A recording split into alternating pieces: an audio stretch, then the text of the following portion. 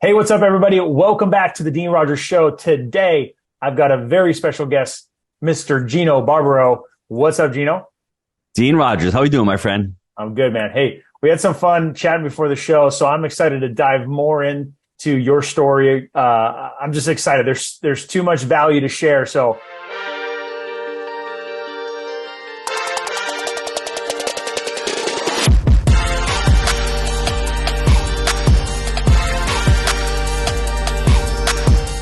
I don't want to waste any time. For those of you that don't know Gino, Gino is someone who owns 1,600 units. It's a lot of units, 1,600 units. And he homeschools six kids. Homeschools six kids. We also homeschool our four kids. And Jake and Gino together have been mentoring and coaching students in the multifamily space and have closed over 70,000 units, which is insane to think about. If you guys want to connect with Jake and Gino, you guys can go to Instagram, search at Jake and Gino and connect with them there. So, dude, let's talk about you. Let's talk about how you even got into multifamily. That really sounds impressive. And I wish I could say I did that all by myself, but I didn't do any of it by myself. I don't homeschool six kids. The wife does. I'm just there watching, right? Jake and Gino, it's Jake and Gino. And I think everyone has to get over that fact that it's really hard to do things all alone. Dude, when you're doing things all alone, you get no results. And I had that restaurant in the business for over 20 years. I had one restaurant and I had my family, my brother, my mom, but it felt like I was doing a lot of work by myself. When I met Jake, everything changed and the partnership was great. I think, you look at that relationship and obviously the relationship with my wife, we're married a quarter of a century, the six kids and all, you can't do it by yourself. And business is the same way, because if you're on an island all by yourself, there are days where you just want to jump off the deck and land on your head first. And if I can't pick up that phone, seriously, I can't pick up the phone and call Jake and say, hey, bro, I'm having a tough time. It's entrepreneurship and owning a business can be lonely sometimes. It just can. That's the reality. That's why a lot of us quit. And when I met Jake, like the seas parted. I mean, we had same values. We had the same goals. We had the same work ethic, the same drive. And I'm like, bro, when you get down to Knoxville, he was living up in New York. I had the restaurant and we were, he was catering food out of the restaurant. That's why we're called the pizza guy and the drug rep. I had the pizza shop. He was bringing out lunches to doctors' offices. And for me, when he moved down there, I was ready. I told you, Dean, I went through those mentorships. I had already lost hundreds of thousands of dollars. I mean, Jake was the beneficiary of that, but I finally chose a good partner because he aligned with my values. He aligned with my goals. He got down there and, it took us 18 months to find the first deal. It wasn't easy, because we didn't know, we had no credibility, but we were just too stubborn enough. We were too desperate not to continue to plow through. So 18 months, the first deal. And like I said, it would not have been possible without having a partner like Jake. Yeah. You said two things there that warm my heart and like speak to everything that I believe in too. So how important is a partnership? You hit it nail on the head. It's having that other person to call. And if they align with your values, with your work ethic, you guys are both bringing value to the table. That is a game changer. It's a multiplying exponential effect. It's not 1 + 1 = 2 anymore. It's 1 + 1 = X, Y, or Z. Like it changes the game. And more importantly, it's that support system. I know if I didn't have my partner, could I accomplish as much? Could I do the same? I'd say no. And half of that is just the support system of having someone who's equally invested as you. It's different than having someone that you've hired because sadly, they're just not going to care as much as you. They're not, right? So to find someone with the same passion and drive is a game changer. And then you said it took you 18 months to find your first deal. Most people will give up on month one. You know what I mean? How hard was it for you to keep plowing through? You said you were stubborn. How hard was it for you to hold on for 18 months until you got that first deal? For me, in 2008, I read the book by T. Harv Eker, Secrets of the Millionaire Mind. And that's when I had my shift in life. I was always blaming someone else. When Obama got elected, it's the president's fault. It's the economy. It's Bush's fault. And when I read the book, T. Harv Eker says your fruits are in your roots. And I said, I have to be responsible for my actions. I am 38 years old right now. Everything I've done up to this point is on me, and anything going forward is on me. And once I made that shift, I'm like, okay, now I need to get educated. Now I need to go out there and I need to find a partner. I need to learn how to underwrite deals. I need to learn the business. Yeah, I was making those excuses. And when I took whole responsibility and got rid of the victimhood, everything changed for me. There's actual hope. And when I did that, and then I met Jake, did I get lucky? I might have gotten lucky, but I was prepared. Hard work, and then luck comes and you have that opportunity. You can seize the opportunity. And I was also living, I don't want to say a life of despair, but I felt like as if I was sinning. God gave me a great family. He gave me a great start. He gave me so many opportunities being born in this country. And I'm working at the restaurant. I'm saying, am I doing this? Am I being sinful? Am I being slothful? Am I being lazy? Because I was built for more. And I think we're all built for more. Mm-hmm. And I had the realization that I'm letting my family down. I'm coming home from work. I'm tired. I'm exhausted. I'm grumpy. I'm pissed. I don't want my children to equate that with work. So I'm not being the role model that I need to be. And this is all cascading down on me and coming down upon me as my father's passing away, as we get into the Great Recession. So all these emotions are bubbling up. And I just said to myself, I need to be committed for the next few years. And I didn't want to quit. I did not want to quit. I remember Jake moving down there. It took us 18 months because he decided to go out and buy a house. His fiance was moving down. He's like, I got to stop for a few months. I need to buy a home. And I didn't stop. I said, Jake, you know what? You pause, but I need to do something because I've got 6 children here. I need to put them through college. I need to figure something out. This one income is not going to do it. And it's really funny. I always tell people we always overestimate what we can do in a year, but underestimate what we could do in 5. It took 18 months for that first deal, but within 3 years, we had like 400 units. And within 5 years, we had 1,500 units. So, I mean, like, you're always worried about getting into it. You need to understand why you're doing something. Like, for me, the why was I wanted to really be a good role model for my kids. I wanted my kids to feel proud of their dad. I wanted to be good at something. I wanted to learn and get really good. I was good at the restaurant. I got bored with that. I didn't see a future there. So for those of you saying, well, I'm going to quit after 1 month, really understand why you're doing it. Multifamily is just a vehicle. Single family is just a vehicle. I think my vehicle is better than single family. But for me, get in the vehicle and the shiny object syndrome that Jake and I did not have.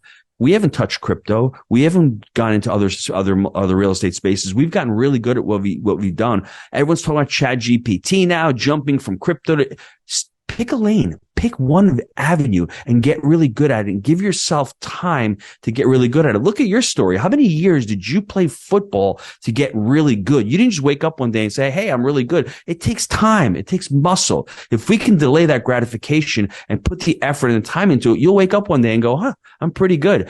I think Jack Butcher? I think he said it, get going, then get good. That's what I did back then. I just got going. And then as I got going, you tend to get good. You tend to put in the reps. And then all of a sudden you get a little bit better and you start learning things and you start putting things together. And before you know it, you got your first deal. Man, if everybody's head didn't explode with so much value that you shared right there, I think one of the biggest thing you said was at the very beginning, one of the big shifts for you was your mindset of not being a victim anymore. No longer a victim. No longer is this happening to me. It's this person's fault.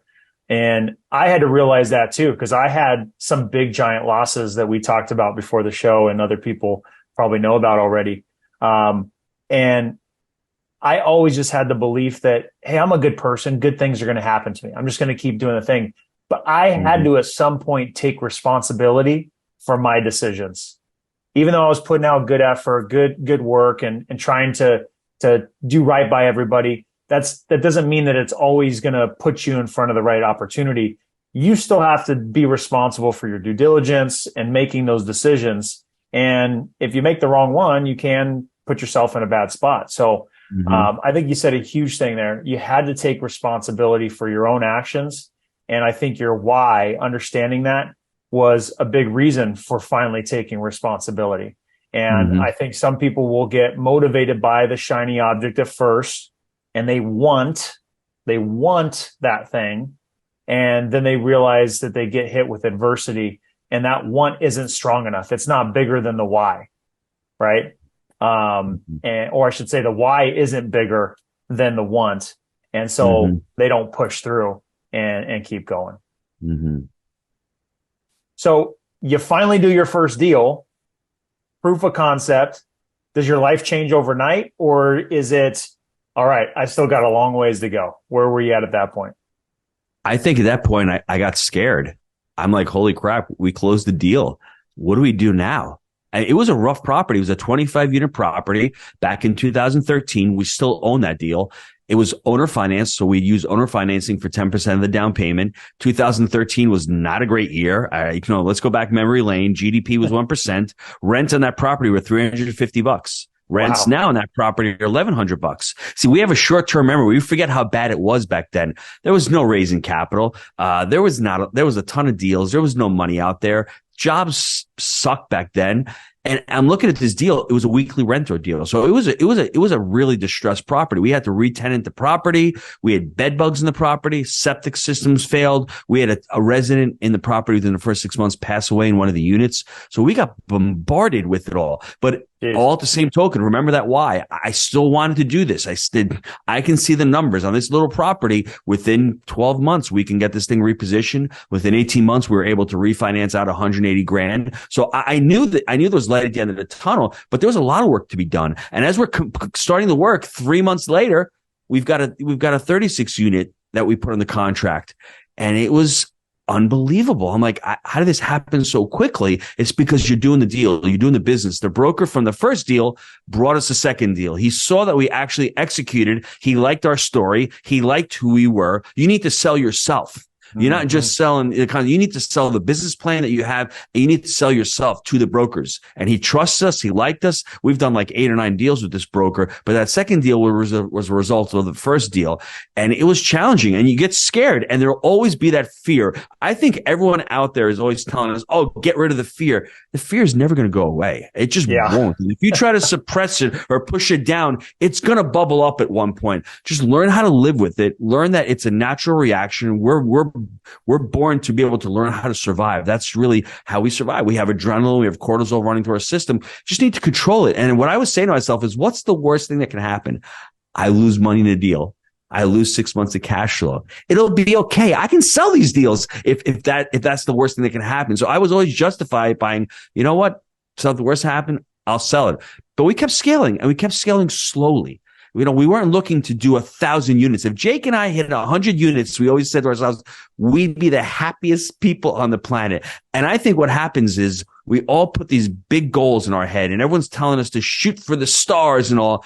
Then we do that, and we're like, when we don't achieve anything, we feel like we're failures. I always say, think big, start small, but just start, and things will actually work out. You start with a 2 unit, then a 6 unit, then a 12 unit. Then a 50 unit comes around. Then by then you learn how to syndicate and raise capital. How do I get to 100 unit? Oh, well, you get partners and you start raising money. Then the 100 unit shows up. That's the progression of the vast majority of investors that are out there that are successful in multifamily. Yeah. You said something huge there is, you had fear. Like when you got that deal, you were fearful. Like, what do I do next? And a lot of people get stuck in that fear. You're right. The fear doesn't go away. Right. The bank account might look amazing. The assets might look amazing. The lifestyle might look amazing, but you still have fear. You're human. You have this natural feeling that you will always have. But I'm a big believer is when you're taking action, fear and action can't exist at the same time. If you're taking action and working through problems or overcoming whatever it is, or living in the moment, then it's hard to have fear happening at the same time. So I'm a big believer. You got to be taking action. And if you're just sitting idle and worrying or not taking action, not doing the thing that you know on your heart you need to be doing, then that's when the fear creeps in. That's when the doubt creeps in. So, and Dean, what I would say also that helped me out, the partnership again, I didn't want to let my partner down. I mean, I can let myself down. Dean can let himself down, but I could not let my partner Jake down. So we worked really hard. And coincidentally, he probably feels the same way as I do. He worked his ass off in the first deal and subsequently every deal since then. So we both know we're putting in the time, we're putting in the reps. So we're not going to let each other down. I mean, I must have spoken to Jake 15 times a day from the restaurant while I'm sitting in the kitchen, cleaning the chickens and sending out dinners. He's calling me about rent rolls. He's calling me about payroll and all that stuff. And that's what you need to do when you start out. But for me, I honestly did not want to let him. That was my picture of not letting him down, not letting my family down, and not letting my dream down of leaving the restaurant ultimately. Those are the three things that really that hinged upon what I was trying to anchor myself to. So can I have fear? Yeah, but I'm more afraid of failing than afraid of not taking action. And that's how I justified it in my mind. I'm like, I'm going to take this action, because if not, I don't want to be here at this restaurant. And thankfully, COVID hits in 2020. We had just sold the restaurant. So can you imagine if I didn't take action, would have lost anything anyway. So God's got a sense of humor. He really does sometimes. Yeah. So before we get into some action items for people on how they can get started in multifamily investing, when did you feel like you had your big breakthrough? What was that moment? What was it like? And walk us through that. It is February of 2015. And I'm at a pottery class with my kids. It was cold and rainy and crappy in New York. I remember it. Jay calls me up and he's like, we've got this deal. It's 281 units. It's a $12.6 million deal. We had about 400 units at the time, a little bit less, about 300 units at the time. And we were just starting to scale. We were reinvesting all the profits back into the business, continuing to buy more deals because we're refinancing the portfolio, but we weren't using that to live. We're using that to continue to fund the deals. And this deal came across the table. And within the next 6 months, we went from that $12.6 million. We went down and we had offered the gentleman, he had offered it to us at $11 million, all seller financing. So 80% bank and 20% seller. And I remember sitting in the shed in my restaurant. This is probably July, negotiating with Jake. I'm doing this $12 an hour work. I'm putting away pizza boxes and bags of flour, and I'm negotiating an $11 million deal. And I'm saying to myself, what the hell am I doing? I'm hiding out here in the shed when I really should be in there in front of a computer, analyzing this deal, running the numbers and trying to scale up. And that's when I said to myself, that's it. I'm done. And we closed the deal in August. We actually got $100,000 back at closing because of prorated rents. The title company's like, I've never seen something like this before. It was just the ultimate deal because the mom and pop seller had his family working in it. They were robbing him. Rents were $140 when we took over. The next month, they were $170. So we're not great operators where we just make 30 grand a pier. I'm not saying they were stealing, but something had to be happening. It was really, really management. It was a terrible management situation. We knew that. They were desperate. And for us to get into that deal, that changed my entire, trajectory, because I was able to get an $11 million deal with no money out of our pockets. I mean, subsequently, we still own this deal. We refinanced it twice. And people say, that is not going to happen. Seller financing is coming back right now. We did a deal in January with seller financing. We had another one on the contract 3 months ago that just didn't work out during due diligence. That had seller financing as well. But to end the story, I remember sitting there. I'm done. October of 2015, I told my brother, I am leaving the restaurant. I'm going to work 5 days a week in real estate. Saturday, Sunday, I'll work with you at the restaurant. March of 2016, 6 months later, that's when I cut the cord. So for all the listeners out there, you don't have to burn the bridges and jump into it full time. You can be methodical, keep your job, keep the W-2 paycheck coming in, work on it as a side hustle. If you've got to work 7 days a week for 6 months, so what? I mean, just that's what I ended up doing. And for those 6 months, I proved to myself that I could do it. I gave myself a little bit of a runway. And then I gave the ability for my brother to say, here, take the restaurant over. I'll help you with those systems.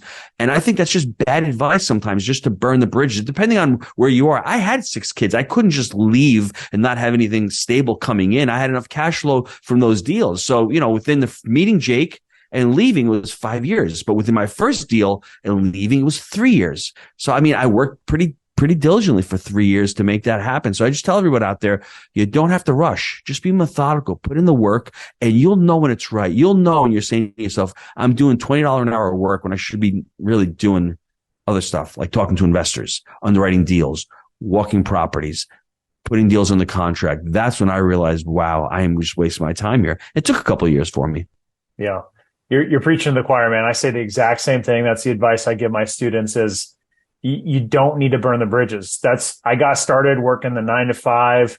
every little break I had before work, after work, in between lunch, when people were out, stepping out, taking smoke breaks for 10 minutes, I was stepping out to listen to a voicemail and Yes. call a seller back, like you can make it work for you, and you shouldn't put your financial situation at risk by burning the boats. You shouldn't. Dean, did you ever have anybody tell you or ask you, "Hey, Dean, you're working too hard. You want to slow down a little bit? Life is not all about working too hard." If I had $1 for everyone that told me that during the restaurant, I knew I was on the right track, because I'm like, okay, this really isn't work. I love this real estate thing. So to me, this isn't work. This restaurant's work, but this isn't. And I'm telling you, if people tell you that, you're, number one, not hanging out with the right crowd. I wasn't hanging out with the right crowd. And number two, you're probably doing the right thing. Did you experience that as well? Oh yeah. Yeah. Like crazy. So, but dude, you knew it. I knew it. The vehicle of real estate is like no other. And like you, like me, like so many others, the barrier to entry is at rock bottom. It's at zero. You can be a nobody with no name, with no money, with no credit, and get into the game if you can communicate with people, if you can, find opportunities how you can add value. That's where the magic happens. And that's why real estate is and will probably always be the best vehicle. I love that. So you have that breakthrough moment. You've continued down your path. You've had success. You now are coaching students, Jake and Gino coaching students. I see your guys' stuff all over the internet and all the success that your students are having. How does somebody get started in multifamily investing? I know we talked about this before the show. A lot of people, including myself, where I'm at right now in my journey, I've had a lot of success in single family investing. I have a rental portfolio. I see myself getting into bigger deals, and I have commercial deals in front of my face right now, and in the position to get involved in them. So whether you're in the position, quote unquote, financially to get started, or to my point I just made, can get started with little to no money and no background, no name. How does somebody get started? Where do you even start?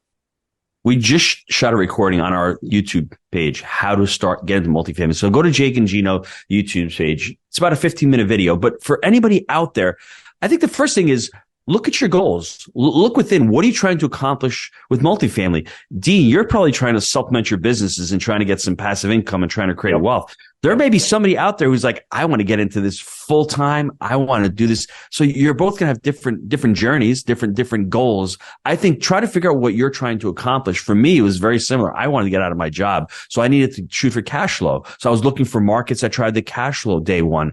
If you're a doctor or a lawyer and you don't have the time, but you've got the capital, go out and find an operator. Find somebody who's doing it and invest with them, whether it's passively or possibly on their GP side, whatever it is. Try to see where you can bring value. I love how you say that. And it's so easy for you to roll off your tongue, but I think most people don't understand what that means. What value do you have? If you're getting to multifamily, if you're a wholesaler, please call Jake and Gino, because you're going to find me deals. That's how you get into it. And I won't give you an assignment fee to give you equity to get into the deal. How valuable is that as a wholesaler? Wholesalers are out there doing transactions. They're flipping homes. If you can bring a deal to somebody, there's a tremendous amount of value in there. Lots. If you're operating, you're property managing, hey, go find somebody out there who's got capital. Say, hey, I'll manage this deal. Can we partner up on this deal? That's another way to get into it. If you're out there, you have substantial capital, go out and join a mentorship group. I mean, learn how to underwrite deals. Learn what a deal is for you. Because I think people get confused. They're like, I just need deals. Well, crap, what the hell is a deal for you? I mean, a deal for Dean is a lot different than a deal for Gino or a deal for Mary. We all have our own criteria of what we're looking for in a deal. You've got businesses that are throwing off cash flow. You may look at a deal and say, hey, I just want a little bit of appreciation here. I want to buy this asset, hold it for the long term. Whereas somebody who's starting out, their goal should be, I need to create equity, get equity in these deals. Let that equity matriculate. Let that pull that equity out. And when I have that equity can create cash flow for me. So there's just different ways of looking at it. But if you're starting today, the best thing to do, go out there, select the market, find out where you want to invest. If you're starting out, it'd be better if you can invest somewhere in your backyard. If that's not possible, learn how to invest from afar. Find somebody in a different market, whether you have relatives or you have someone like a Jake who's living in Knoxville, Tennessee. Partner up with that person. Learn how to invest from afar. But you got to select the market. And now it's so easy to become an expert in that market. Go on Google. Go on Rentometer. Go on apartments.com. Learn the market. You have to understand and become an expert of that market as far as income, expenses. Once you do that, start talking to all the brokers, opt into all the broker lists, see who the brokers are, because the brokers are the gatekeepers. They're the ones out there who actually have these deals. Get on their lists, start getting their offering memorandums into your inbox, start underwriting them, and start ultimately going out there and doing property tours. I think that's the way you get into multifamily, but I really have to decide what you want out of it because there's so many different ways. It's a team sport. Are you raising capital? Are you finding deals? Are you underwriting deals? Are you doing the day to day? Are you asset managing? There's so many different ways. And I think people get paralyzed because they're like, I can't buy that. That's a pie in the sky. I can do these 2 units here, but that 50 units, let me tell you something. A lot of these deals are owned by groups of people. They're not done just by the Jake and Ginos of the world. And you can become part of a group. And that's what Dean was saying earlier. 1 + 1 is not 2. 1 + 1 is X, because you may not be able to do a 50 unit by yourself, but with 3 other people, you have the 50 units, and then that 50 units can turn into 80 units. I mean, that's where the magic is. Yeah, 100%. You said something there about understanding what type of deal you need. And that can change over time. Change over time. Right now, most people, like both of us, started needing capital. We needed to get out of the place that we were in and into a better situation financially, from a stability standpoint, from a capability standpoint, to get into more deals and other deals and do marketing and all those kind of things to run your business. So, maybe it's starting where you need to have a deal that creates equity. And then at some point you get into deals where, hey, this is a nicer asset with less headaches, with more stable cash flow that will appreciate more over time. So that's going to change. But like we both now said, it's finding what works for you and then how you can add value. You make a great point. You make an excellent point. I want everyone to understand that when you first start out, you may have to start syndicating deals, raising capital. You're going to generate acquisition fees, and it's going to be more of a longer game because you don't get paid on the front end. You get paid on the back end when you sell or refi the deal as a syndicator. It may take you a couple of years, but you're in the game and you've got these fees. And a lot of our coaches, the majority of them, start that way. But then by year 2 or year 3 of their journey, they're like, wow, I've got some equity. I built it up. Let me go buy this 8 unit because this 8 unit's all mine. All the equity is mine. Right. I'm going to still continue to syndicate and raise money, but I'm going to start buying deals on myself. And as you start continuing to syndicate, that pie gets bigger. All of a sudden, the deals here, your JVing, your partnering start to get bigger. So there's so many different tools in the tool belt that you can utilize. And oh, by the way, there's a 25 unit there that I can owner finance. Don't need any capital there. Let me buy that deal. So as you start to learn all the strategies and the techniques, you have more opportunities and more ways to take down these deals. And I think people they get frozen by saying, I need money. You don't need money. You just need to be able to create value, like you keep saying. It's so important. Yeah. Another thing you said that caught my attention that I always say as well is, get started in your backyard. It's where it's what you're familiar with. And if your backyard just is not a great place that makes sense to get started. Like when I got started in real estate investing, it was when I was working the corporate job in San Francisco. That market made no sense to me. I could not understand it. It still doesn't, right? Like this multi-million-dollar tear down that's going to take many more $1 million to get it to be like an entry-level price point house that's, many, many millions of dollars. I couldn't wrap my head around it. So I went to somewhere where I was more familiar and comfortable. And if that's not where you're living, you do need to spend the time to make it feel like your backyard. And you do have to have those relationships. So for you, what are your favorite places to do deals? Where do you like to do deals most? I'm going to say something that may be a little controversial for people. If you don't like your backyard, we do live in the United States of America. You can pick up and leave. That's what I did. My backyard in New York sucked. I left in 2017. I moved to Jacksonville, Florida, St. Augustine, because I'm like, Jake, I'm going to start doing deals down there. And I already made that mental note back in 2014 when there was remember that cyclone bomb, that weather event we had where it was freaking cold all day long. It was like 5 degrees during the day for like the month of February. I mean, I couldn't take it anymore. Like, Julia, we got to get the hell out of this place. So it took me 3 years to leave, but I said, hey, I want to invest in Florida. Let me make that my backyard. And it took me a couple of years to get there. But as I'm transitioning to be able to move there, I'm able to get on a plane. I'm able to fly down in the morning from JFK Airport to Jacksonville, hour and a half, get off the plane. I can do some property tours. I can meet with property managers. I can meet with brokers, get on the plane same day and come back home. So if you don't like your market, consider leaving. And I know you're going to say, oh, well, the kids and all that. You know what? Your relationship with your spouse is more important than the kids. Your relationship and your happiness is more important, because if you're happy, your kids are going to be happy. So put yourself first. Put your business and your spouse first. And if that's important, I'm Italian. You know how hard it was for me to leave New York? If I can leave New York, being there for years, anybody can leave anywhere. So I don't want to hear that excuse. I had that limiting belief as well. But once I left, man, the skies opened up, came down to Florida just in time. I didn't invest here because I'm like, Jake, these properties are expensive down here. And I ran into the mistake of listening to the locals.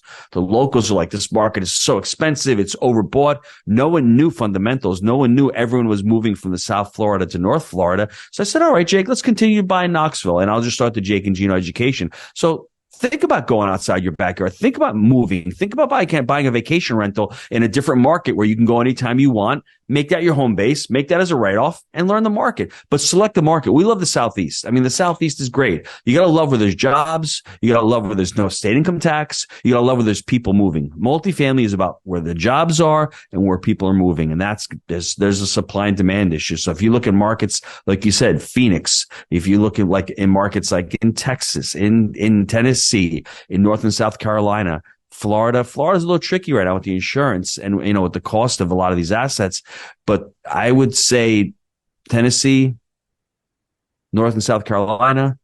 I would even say Alabama. Alabama's a great market right now. There are a lot of people moving to the Alabama market. Anything in the Southeast, anything where you think there's a nice set of diverse jobs and populations are growing.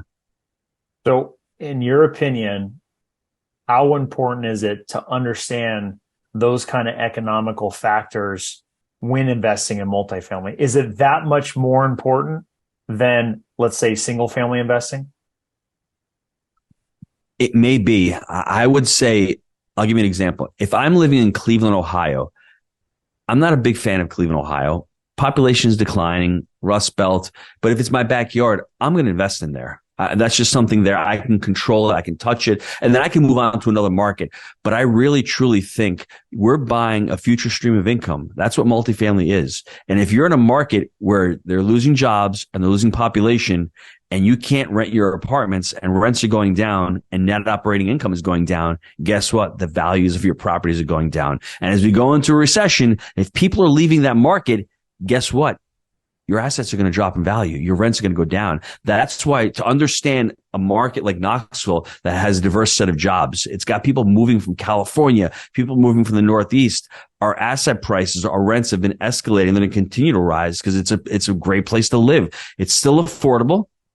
It's a great quality of life. All right. It's great for jobs, for businesses. We look at a lot of those factors, and I think you have to really keep an open eye on what's going on, because when there is a downturn and you've got an asset there and people are leaving and you can't rent those apartments, rents are going down, that's where the risk is if you haven't bought it properly.